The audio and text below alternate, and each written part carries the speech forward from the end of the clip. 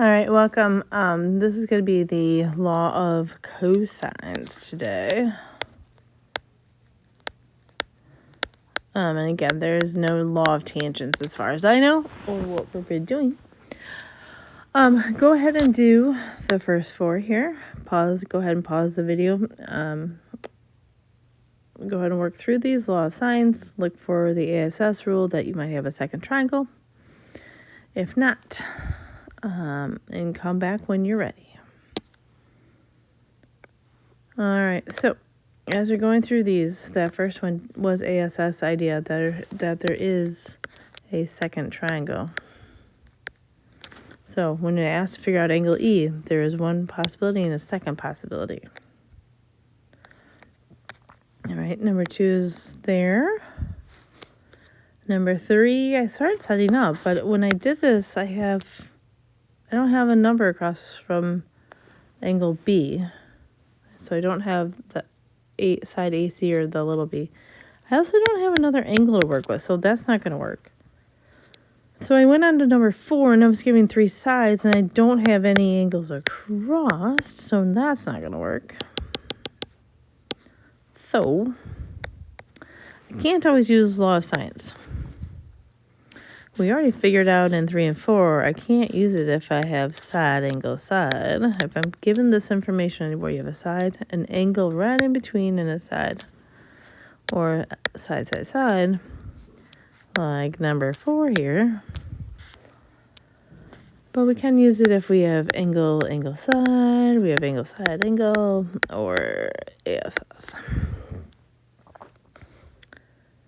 All right, so what happens is we can't use it here.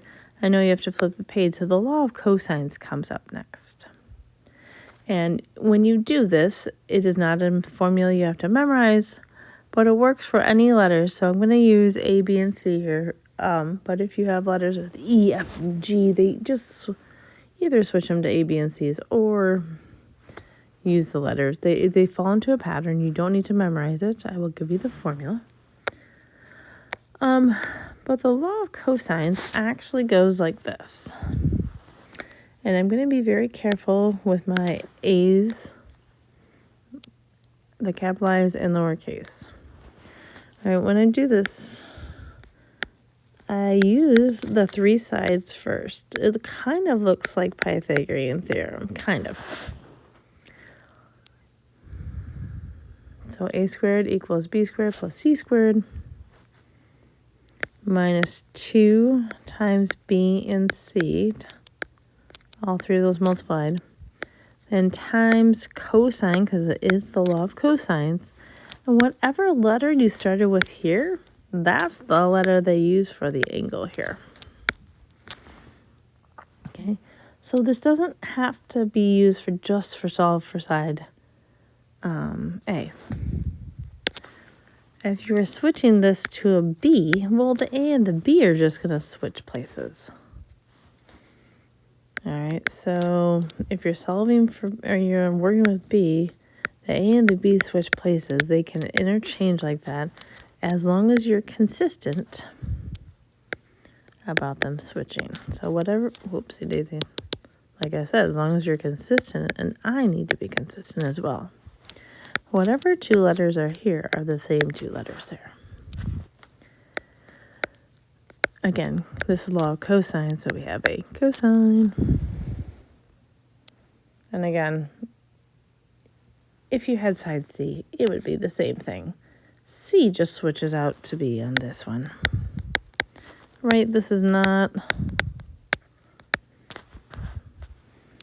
They are swapping places.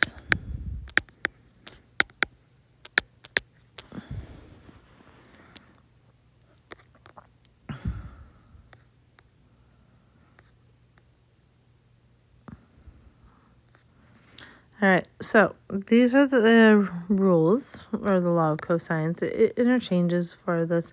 It does ask you to go back to number 3 and number 4 for a reason. On number 3, I can't use the law of sines anymore, so I'm going to get rid of this. What I'm trying to figure out is this side, which is actually the B. Oh, switch back to pink. Here we go.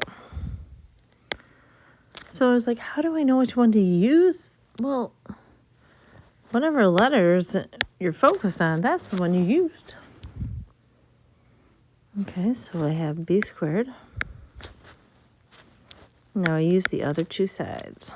13 squared plus 8 squared minus 2 times 13 times 8 cosine of 110. Now, pay attention to where these numbers. These numbers are all on one side of the equal sign, so you can type them all into the calculator at one time, and I highly suggest you do. So we got 13 squared plus 8 squared minus 2 times 13 times 8 cosine 110. All right, this is going to be this decimal of 304.1401898. Again, do not go type it all in. Copy paste that feature, because in this problem I need to square root here. Right? You don't need to copy and paste. You don't need to round the decimal. Do that at the end. Copy paste it in, and you should get roughly 17.44.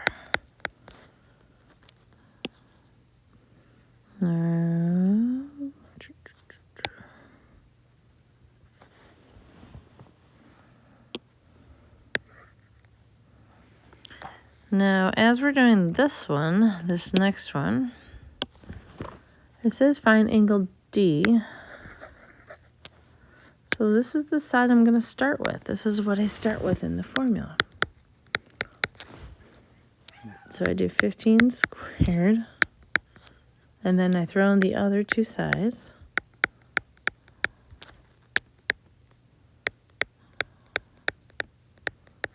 And then cosine of the angle. All right, here's the problem on this one. I cannot type everything in at once. I do not have angle D right there. So I do need to do some piecework here. Okay, 15 squared is 225. I'm going to figure out what all this is together, because order of operations says I do exponents before I do multiplication. So 20 squared plus 11 squared is 521.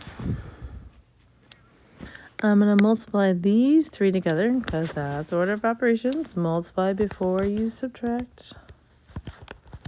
Oops.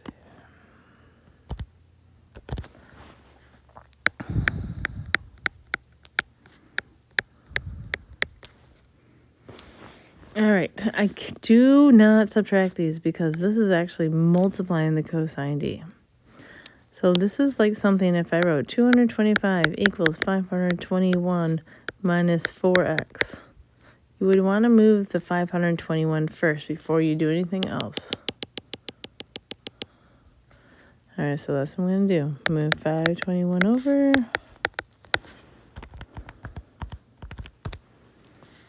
What do we get? Negative 296. Negative 440 cosine D. I'm going to divide here.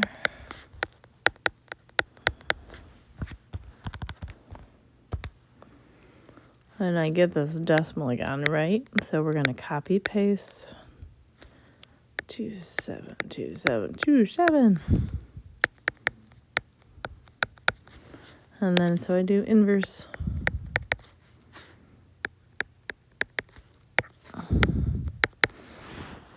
But make sure you're doing cosine on this one.